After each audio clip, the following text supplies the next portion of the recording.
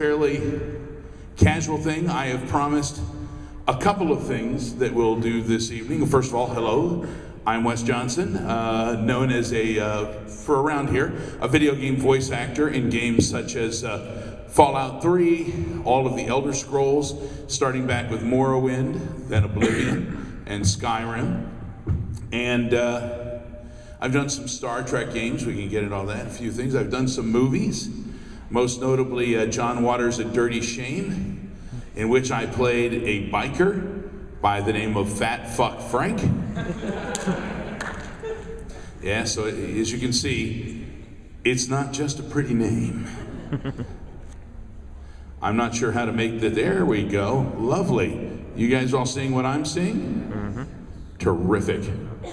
All right, I'll bring this up so that everybody can follow along with me on the home game.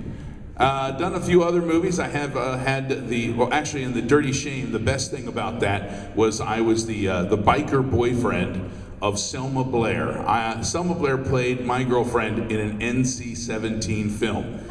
Like that is ever going to happen again. But it was lovely. If you take a look over here, here's Brianna, take a look, wave there. Bibi was in 2 films with me actually. She was my wife in For Richer or Poorer, where we played 2 obnoxious tourists who were trying to out-obnoxious Tim Allen and Kirstie Alley, which takes a lot to do. And yet we were able to do that. And also she was in A Dirty Shame as well. She played Cow Patty. So, wonderful to see you, ma'am. Give her a round of applause, yeah. She was not a bear, but a bear hag, yes. I actually went to John Waters, had his Christmas show recently, and I got a chance to go see him over at the Birchmere in Virginia, and it's wonderful. If you ever get a chance to hear John talk, get up and do a stand-up and talk, it's fantastic. And if you want to get a little sneak peek of that, one of the first books he wrote was called Shock Value. And it's terrific. It talks about his early years, and back when he was doing the movies that really were meant to shock. Now he's done things like Hairspray and Cry Baby. Of course, when he did the movie that Bibi and I did together, he was going back to his roots to shock people. And I know when I went to see that in the movie theater, it was supposed to be an R rating initially, but about 2 weeks before it went before the review board, and it should have gotten an R, easily should have gotten an R rating. But thankfully, 2 weeks before it went in, Justin Timberlake decided to partially undress Janet Jackson on the Super Bowl. And because we saw little Tay-Tay from about 400 feet away in, at that time, standard definition television. You know, so really, what did you see? Nothing. You saw nothing. It could have been Michael standing there for all we knew. But still, the country went into like a sanctimonious lockdown. So the next thing you know, they went in front of the board and John went in and they said, no, we're not going to give you the R rating. It's going to be an NC-17. And he was like, well, what can I do to change it? How many things can I cut? What can I do? And they said, we stopped taking notes after 10 minutes. So it ended up being an NC-17 film. How many people here have actually seen it? The only person who has seen it is the other person who is in it. Okay, that's your homework assignment, guys. Your homework assignment is to go rent A Dirty Shame and watch it with all of your most pious friends. Yeah, it's about basically sex addicts. You get hit in the head and you become a raving sex addict. Yeah, I mean, that's exactly how it works, right? So, but John actually read an article about that once and decided that, you know, that would make a great idea for a movie, and it was a whole lot of fun, and we got to work with people like Tracy Ullman and Mink Stoll. Chris Isaac, yeah. We went into the rehearsals and Chris was sitting on one side of the couch like over here on this side, and Tracy Ullman standing here, and we were doing a read through, and Chris is pretending to be sitting on a toilet next to me to the left, and Tracy's over here talking about like him masturbating to my right, and I'm looking like this back and forth, and that truly is getting slammed right into the middle of John Waters' fantasy camp. It was pretty awesome. So, and of course Selma Blair there, who, I'll be honest with you, the first time I saw her in person, she's like even prettier in person than she is when you see her on the films, and she has these eyes that immediately bore into your soul. And I got on the elevator with her, and I can talk to pretty much anybody. I can talk a blue streak. But I get on the elevator, and she leans over next to me, and she's like, "So, you're the one playing my beau in this movie, huh?" And being the suave, debonair guy that I am who can say anything to anybody, I just sort of looked over and was like, yeah. Okay, not my best moment, but it was still, you know, it was a great time. And but you guys, having none of you seen A Dirty Shame, didn't come here to hear about that movie, did you? Now, what's that? Enjoying it. You're enjoying it? Well, that's lovely. As long as we're enjoying it, we could go on all night. But we only have about an hour. And then they're going to be pushing us out of here because they've got a very important session with an empty room. So we want to use our time. Now, how many people here know me from the Washington Capitals? Duh. Now, you were sitting over the table earlier today when I went by, weren't you? You were wearing the Brooks Lake. Was that from a blood drive? Or did you just buy that? You bought it with your hard-earned cash, not your blood. Okay, no, that's great. Did you hear me yell out the Brooks Lake? I thought you turned around. You were sitting over at a table, and I was walking by, so it's like, Brooks Lake! Yeah, well, I saw you turn around, you're like, who's that asshole? But, so there are a few Capitals, anybody? Okay, who's from this area? Oh, good, because I will be giving away today a pair of tickets to the Washington Capitals versus Sharks, San Jose Sharks game. It'll be coming up on the 12th, so it's very soon. But here's the rub. You're going to have to do the most convincing impression of me. And not just this voice, not just this voice, but one of my characters. Now, how many people here know me from the video games? Awesome. What shout out a character? Watering Yodel! Water Yodel? Watering Yodel.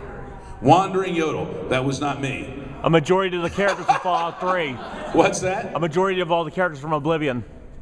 Yeah, about a third of the characters in Oblivion, yeah. I was the Imperials.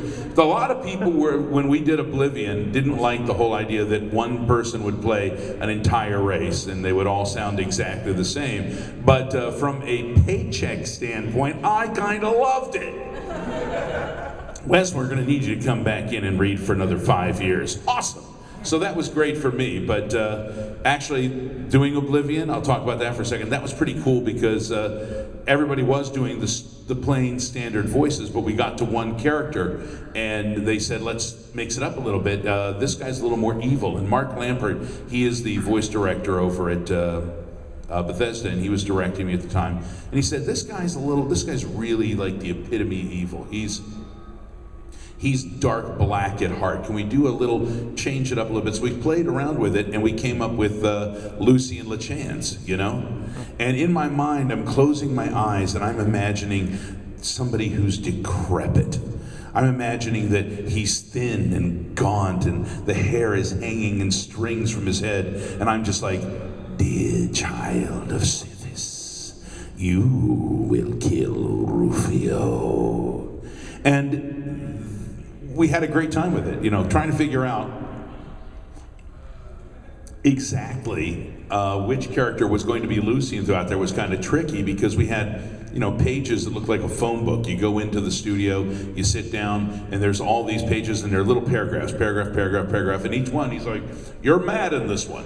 All right, in this one, you're slightly incontinent and can't find a bathroom in Serial anywhere. So they give you an example of what you're going to be doing. And so we did the Lucy and LeChances, and it was all really kind of fun, but it kind of opened the door to doing different voices and having things go differently. So when they did Shivering Isles, they really opened it up and everybody was playing a different character. You notice when you went to the Shivering Isles, it wasn't just much more colorful as far as the landscape was concerned. It was more colorful as far as the audio landscape, as far as the voice acting.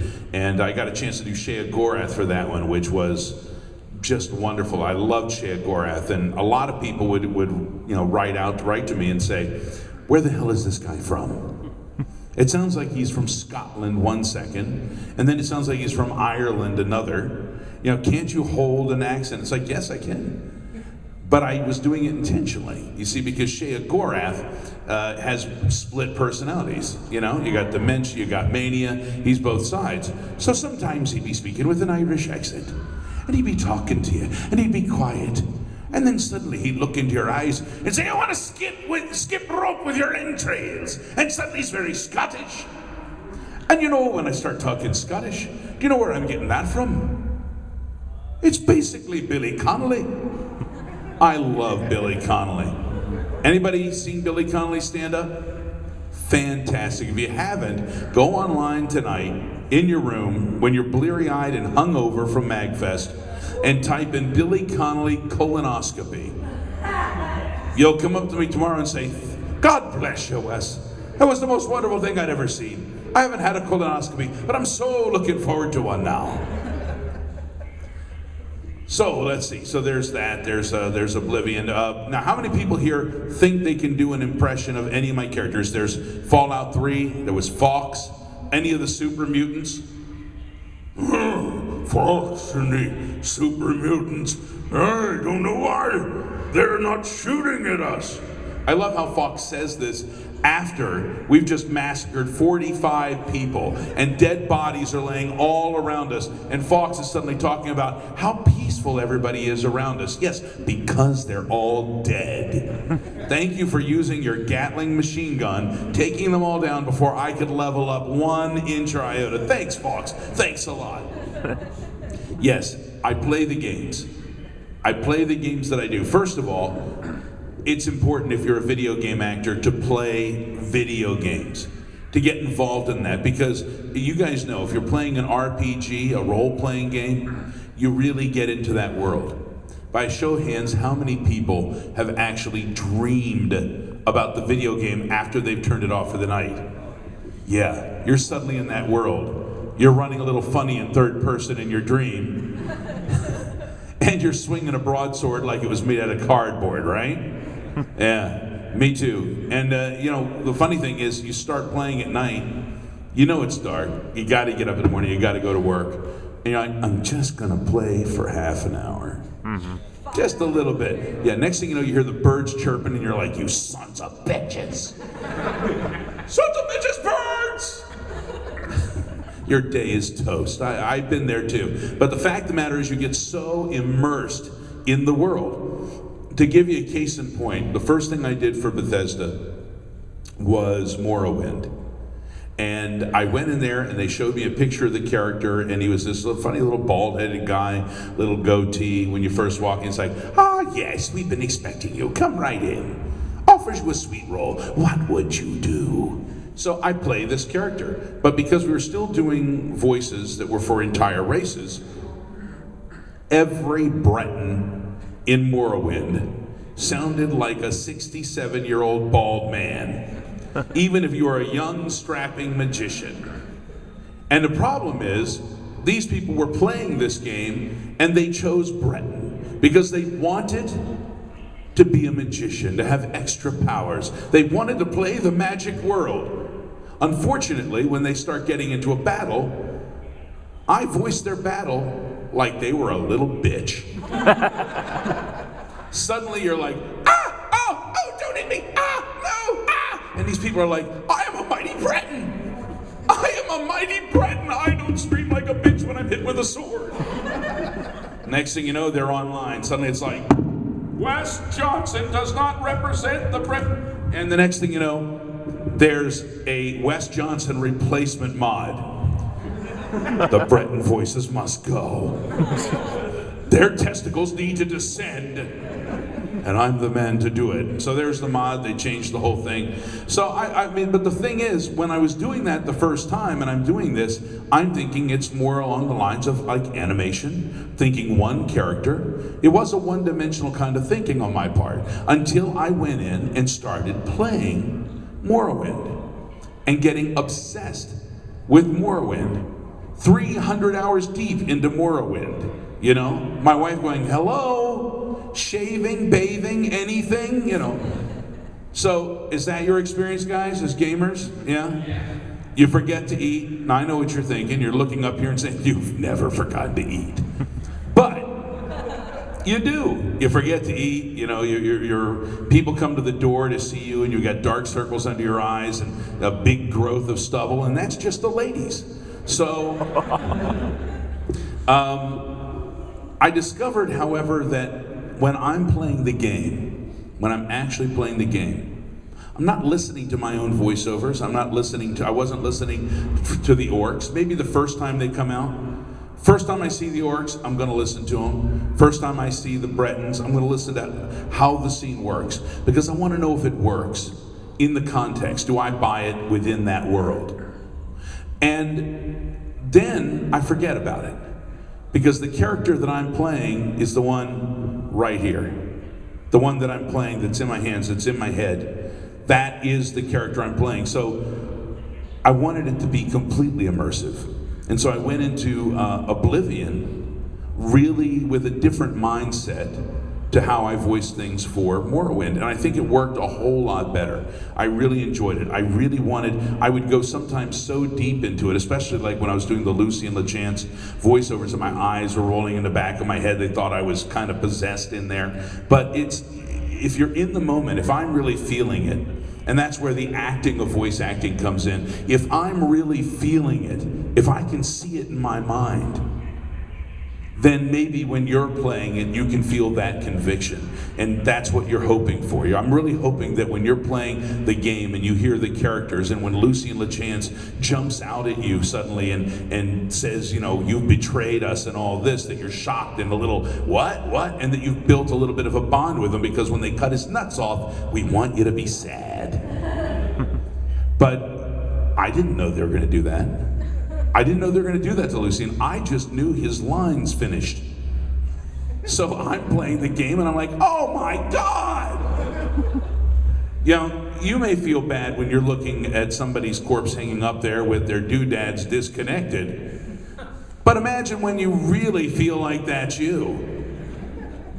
And that's the coolest way, by the way. The one thing I have over any of you guys when I'm playing those games, when I was listening to the Imperials and playing as an Imperial in the game, and I'm hearing the,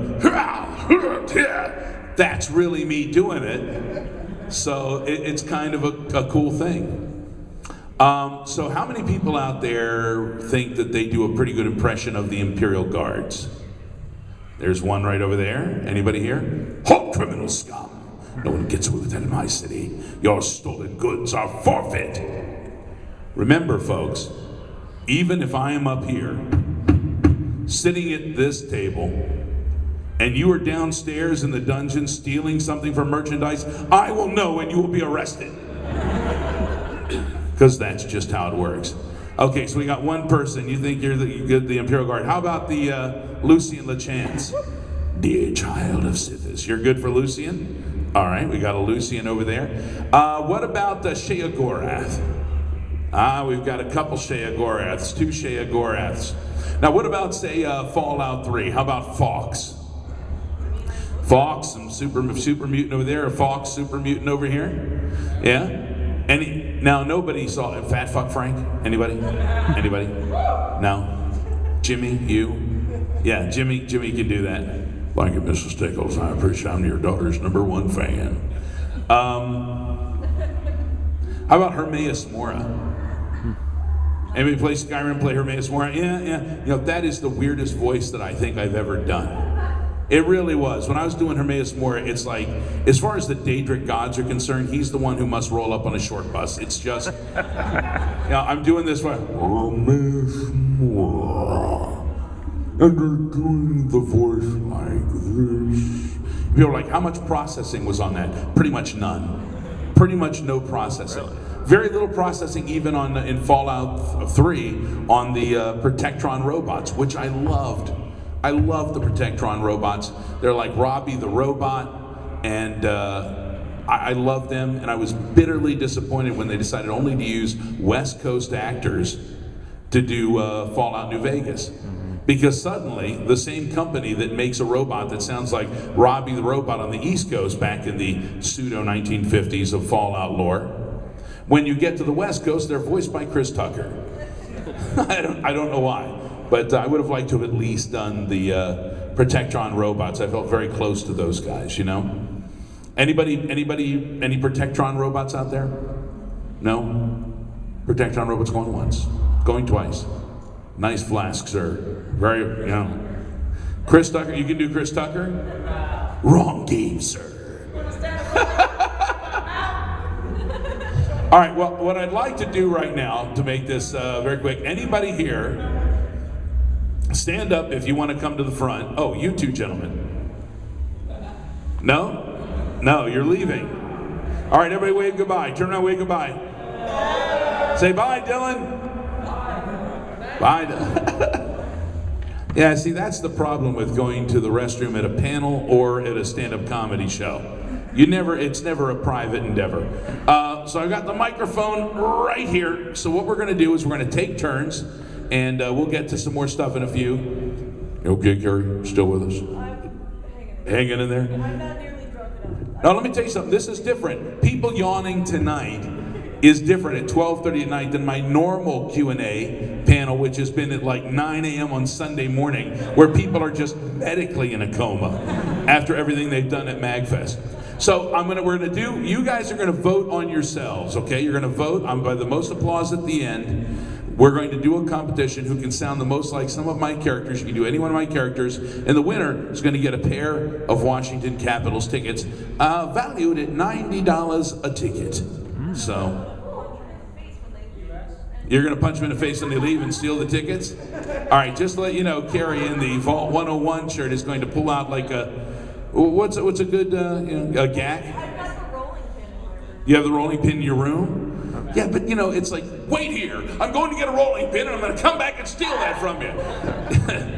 Most people are like, all right, I'll be right here.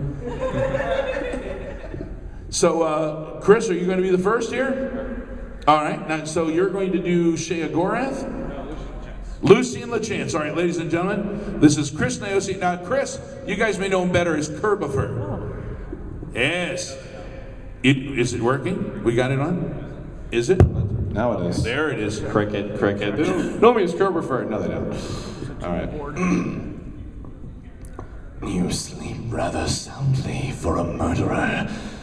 That's good. You'll need a clear conscience for what I'm about to propose. That's all of the quote is on the Wikipedia article. All right. So that's all I can do. That line would also work very well late at night at MAGFest in a room. So just letting you know. All right, Chris, stand right over here to the side, if you would, please. Step right on over here. Who is next? Who is next? I saw more hands than that. Yes, sir. Come right on up here. And your name, sir? Todd. Go to attempt Shea Gorath. All right, Todd will be doing Shea Gorath, Daedric God of Madness. Cheese for everyone. Oh, wait, scratch that. Cheese for. Is the mic on? It is not. Oh, there we go. Good second chance. Cheese for everyone. Oh, wait, scratch that. Cheese for no one. Which would be a celebration if you don't like cheese? Lovely, thank you, Todd. And stand over here next to Chris. So now we have Chris and we have Todd. Who is next? Yes. Come on up. Both of you can come up, that's okay. We'll get you one after time. One of you can stand right over here. And what is your name, sir? John. And what character will you do?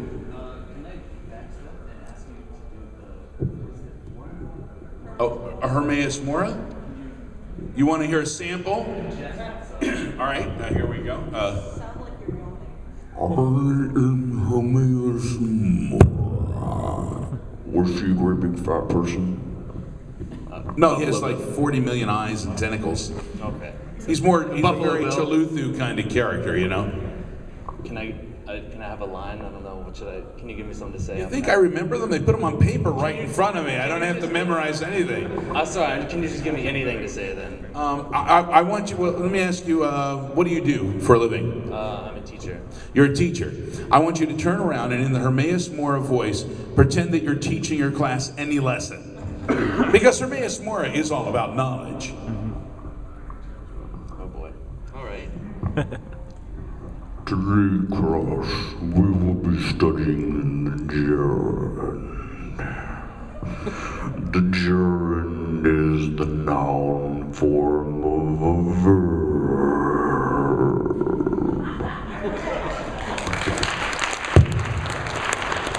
That's awesome. All right, nicely done. You know, you don't think the kids in the class would be like, and your name, sir? Oh, turn it on. There we go. Ah. Testing. So my name is Joel, and my specialty is imitation. So I don't actually play any of the Elder Scrolls games, but if you could just provide a small line, I would love to try and replicate. All right, I'll give you, how about the arena announcer? Good people of the city of Cyrodiil, welcome to the arena! Good people of the city of Syracuse, welcome to the arena. Not bad. All right, now let's take that into the other arena. Capitals goal scored by number 8, Alex Ovechkin!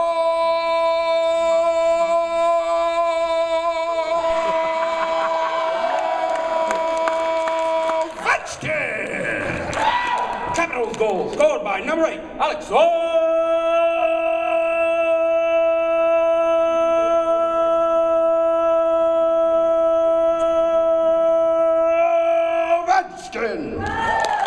I play trombone. Nicely done. Nice sustain. Lovely sustain. I play trombone, so that's where that comes from. Good wind control. Very nice. And for those of you who are in the elevator with him later, I hope he does have good wind control. So, all right, set the mic down. That's very nice. Who else do we have here? Yes, come on up here. Oh, we'll get you next, sir. Yes. No, you're already here. You're already here. So, which of the characters would your character do, sir? I want to do 2. I want to do the opening character in Morrowind. Yes, we've been expecting you. Socialist Ergala. Socius Ergala. That's a tough one to get the mouth around, isn't it? Why you were with the warden behind a particular sign? Tell it to them. They're the ones who have to vote for you. Oh yes, I forgot about that. I need a line. I'm a little too drunk for this. That was, do that. I want you to turn around and say, I'm a little too drunk for this. Yes, I am quite a little too intoxicated for this. That would also pass for Jim Gaffigan, so. I need cheese for that. Awesome, all right, is that it? Do you have more? Why, yes, Imperial Scum. Okay, go ahead. Stop right there, Imperial Scum. That's it. Let's hear it for him. All right, who else do we have? Who's gonna bring it? All right, Tom, step on up here. Let's see what you have. Fox the Super Mutant. Fox! Now please pronounce Fox very carefully. Fox. Yes. Like, what does the fox say? He says something like this. No, the primal surge is taking my humanity away from me. No, I win again.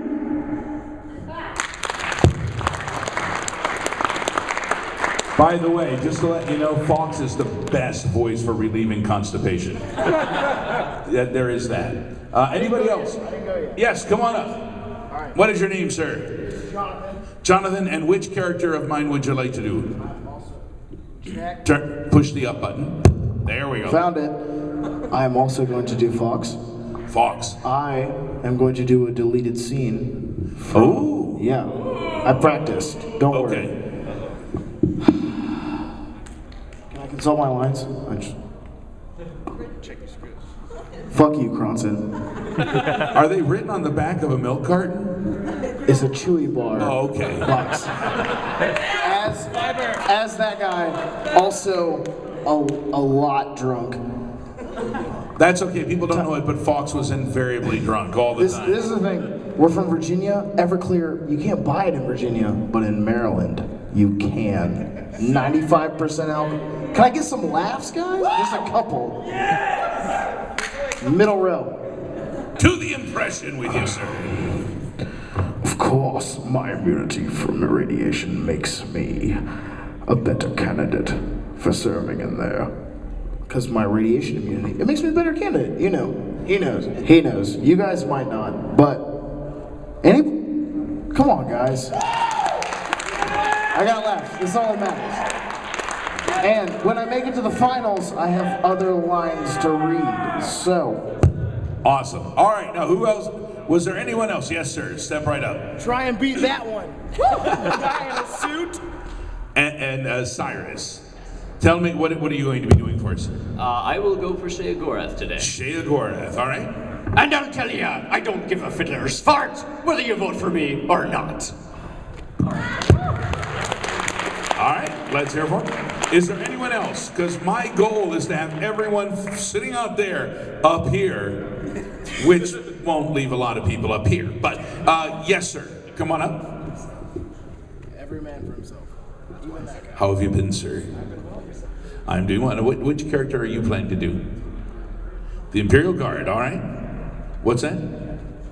Oh, the Imperial Guard doing a Caps goal call. Oh, and... Ballsy. No, you don't have to combine them. Do both. Go ahead. Don't fuck it up. Now they're starting to really... So much. They're trash talking up here now. Stop right there, criminal scum! No one breaks the law on my watch. Woo! Okay. Capitals goal scored by number 8, Alex Ovechkin. Woo! Assisted by number 21, Brooks Like. Cool. Oh, stay up here. Stay up here. You have forfeited your seat for now. Throwback to who? Captain Kirk. All right, come on up. Captain Kirk. Cool. Hey, Mike. Captain Kirk. This is from Wes Johnson impersonating William Shatner. So it's a little bit of Star Which we should be doing later on, by the way. I'll be doing, if we have the time. How are we doing on time? Last year I promised to do a live version of You Klingon Bastard. You killed my what? Son. Yeah, but we didn't get to do it last year, so maybe this year. So, and your name, sir? Tell your name to the fans. I'll set my arms. Tell your name. My name is Luke Everett. You, Klingon bastard, you killed my son.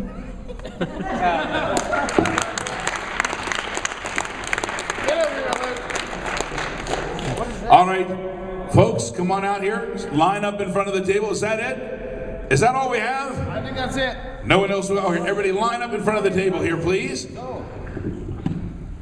Step on over in front of the table. And what we're going to do, my old drama teacher, Mr. Allen, used to say, project! So you guys are going to have to go without the mic one last time just to get an idea. I'll reach over to you. You go. You'll do a little of your voice. And then you guys will applaud, okay? So by the most applause that we get, we're going to decide who will win the Washington Capitals tickets. All right. Who's actually a Caps fan? C-A-P-S. Caps! Woo! Woo! Well, glad we're all here. All right, here we go. Are you ready? You know I all love you, and Shea Gorath loves you too.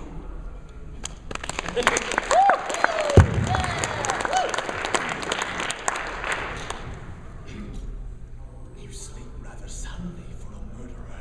That's good. You'll need a clear conscience for what I'm about to propose. I should say, Chris, it's a hard job to do both Lucy and LeChance and project.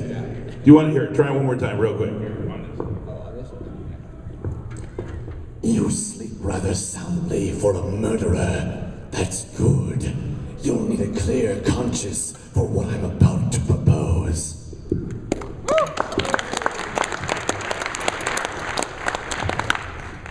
Wow, he's got more brains than a brain pie.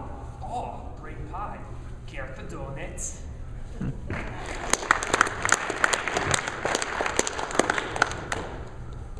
I would say your destiny lies within that chamber.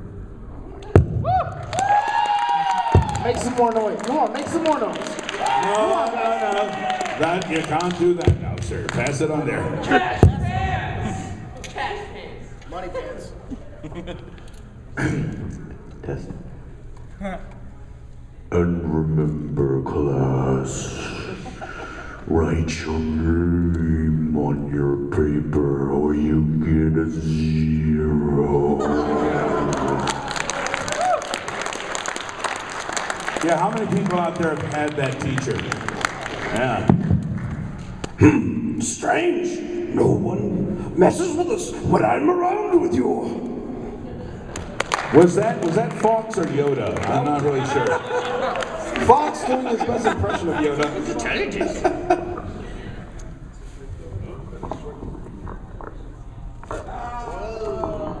You've broken everything. You monster. This is the part where you fall down and bleed to death.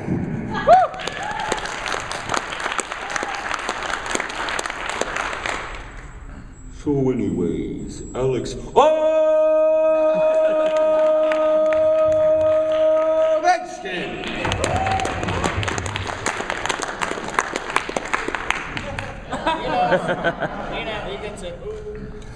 By the way, nice R2-D2 flask. Yes, thank you for the R2D2 flask. And thank you for your applause. Whoa! I don't know Gaffigan on that. I think it was more Gilbert Godfrey. Yeah. You, Klingon bastard, you. Killed my son. All right, is that it? All right, so I'm thinking, just judging by the applause, we're gonna have to go to a quick sudden death. We got you, and you. Yes. Stay up here. Everybody else, thank you very much for participating. All right, guys, come in a little closer here. Now we've heard the impressions, and now it's time to really judge. And those of you who didn't make the final cut are probably feeling really judgmental, so you can really join in and cheer here. Are you ready? Have you ever played skip rope with a small intestine?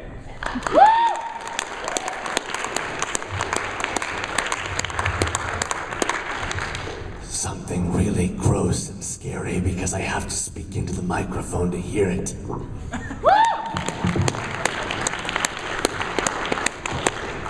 This isn't actually a line that he says. No, disqualified. But I think he has a boner. That guy. Fucking cheer, guys. I'm the only real Caps fan up here. I actually live in DC. Don't you guys remember that time during the Caps game when I said, fucking cheer, guys? That was my, remember? That was my last day on the job. Standing up, standing ovation. Someone stand and clap, please. I'm standing. It's 4. And remember, eyes on your own paper. I'm watching each and every one of you. I already did the announcements for the Capitals and the slow draw, so I figured I'd try jumping rope with an intestine instead this time.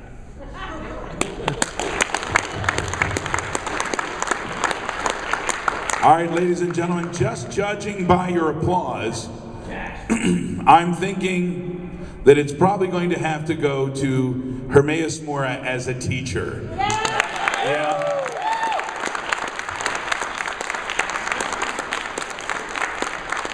And sir, I will pass over these tickets to the Caps game. I'm also requesting that after the Caps game, are you going to go to it or no? You are. It is Tuesday the 14th against the San Jose Sharks. After the game, I'm in the penalty box. I'm the fourth bald spot to the right. After the game, come down and visit me in the penalty box. We'll give you a tour of the blood, sweat, and spit in there. Okay? Congratulations. And one of the prerequisites for this, you have to teach an entire class as Hermea Sworn.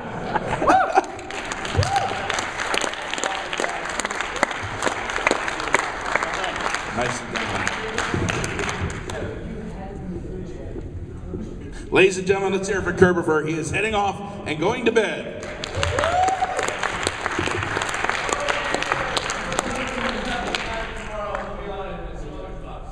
We'll see you there. Have a lovely dream, sir. I want you to dream of clowns. No, wait, clouds. I thought they were clouds. But what would count for the smell? Well, all right, so we've given away the tickets, and that is very telling that the first time you give away any of the tickets, somebody leaves. Let us see here. What have we got going? Does anybody, before we get to the, I will do the Klingon bastard. You killed, you Klingon bastard. But I will open it up for any questions because this is a Q&A. So we might as well have some Q's. I may occasionally have an A, so I'll probably just make it A out of myself, but that's all right. Are there any questions anybody has about anything in particular? And as John St. John had said earlier, it doesn't have to do with video games or movies or the Capitals. It can be something personal, but I may, of course, not answer. Yes, sir. If you had to pick any career that didn't involve voice work, what would you pick? I'd be a mime. Any career that didn't involve voice work. I would have loved to have been a silent film star. Or just an actor. I never want to be a star. That's the thing. I don't think anybody ever goes into this business because they want to be a star. I mean, maybe the Kardashians, but, you know, that's only because they can't act. I think I just like to work. I love to work. I love doing this. And so in the old days, silent film, you know, would have been great. But to be honest, if I had any career in any period of time, I would have loved to have done it back during like the 40s when radio was at its peak. And somebody like Mel Blanc could go from show to show to show and be anyone. One of the beauties of voice acting is you can be anyone. I'm just this sort of chunky guy sitting up here with a great big Tom Baker robe and a very bad head of hair. But I can have a fantastic head of hair on radio. Yes, sir. How did you get started with Bethesda? Bethesda, basically, I went through a casting agency in DC called Central Casting, and they were looking for voice actors, and they put out a call, and the folks over at Central knew that I had done, that I do character work, so they sent me in, and basically, they just sent me in.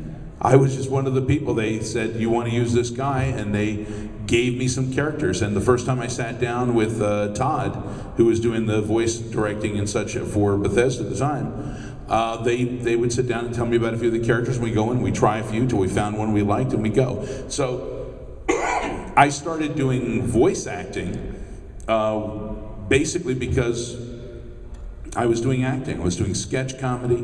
I was doing plays. And, you know, the acting portion of the voice acting is huge. A lot of people could have a really good voice, but unless you can read something off a piece of paper and make it sound like A, you're not reading, and B, you believe it, then you're going to have a hard time with it. The acting in voice acting is huge. Anybody else? Yes. What? What's your NFL team? Oh. The Redskins. Yes, it's shameful, but it is still the Washington Redskins. Although when I used to watch the Skins in the old days, it would be like, yeah, Skins, let's go! And now I'm sort of sitting in front of the TV going, Oh, thank you. I don't mind. Listen, I spent time in Chicago. I was in Chicago for a while, and it was back during the days when Walter Payton was with the Bears, and I'd go out to Chicago or to Soldier Field, back when it was really Soldier Field, and freeze my ever-loving arse off watching the games, or go out to Evanston, Illinois, where they'd practice, and you could watch Sweetness practice, and so I've got a soft spot for the Bears as well. Oh, no, not the Bears from the John Waters film. Although the funny thing about the John Waters film is that I played, like I said, the biker, Fat Fuck Frank, who showed a lot of chest hair, and I was very hairy. And there were the Bears, the 3 bears, which are hairy, husky, homosexual men. One of them was kind of an otter. And they were just really great guys, but people who were watching the film thought I was one of the bears. And for some reason, because you play something in a movie, people think, well, he must be. He was actually in a scene with one, so he must be. And I would get emails. They would send me emails. And I'd get a letter from a guy who looked like Paul Prudhomme wanting to be a top. So I would, just write back, because in a way, it is kind of fan mail, right? And I would just write back and I'd say, thank you very kindly for the email. Really do appreciate it, but my wife does not allow me to date men. But thank you for the consideration. Yes? Scariest thing you've ever seen happen on home ice at a Caps game? Scariest thing I've ever seen happen on home ice at a Caps game. Well, we did have an injury a little while back with a lot of blood. Who was it? Huh? No, that wasn't so scary. I saw him there. Actually, the worst thing I ever heard, I don't know, Todd, if I might even say this on camera, guys, but here's what I'm going to do. I'm going to tell you the story, and then I'm going to say, pause.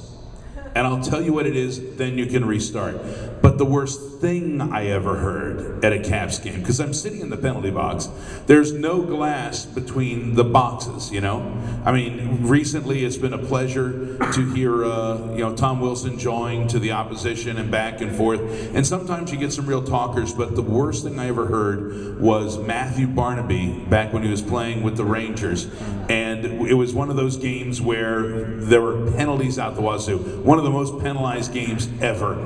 And Barnaby was in the penalty box, and there's a guy who was a reverend. We called him the preacher of the pins, because he wore these pins, covered his chest. I mean, you could shoot a bullet at him. He had so many pins it would bounce off like Superman. But he took it upon himself to heckle the people who were sitting in the box. He would fairly keep it clean, but he would heckle and keep going. But Matthew Barnaby felt no such restrictions. Not surprised. And so they were jawing it back and forth.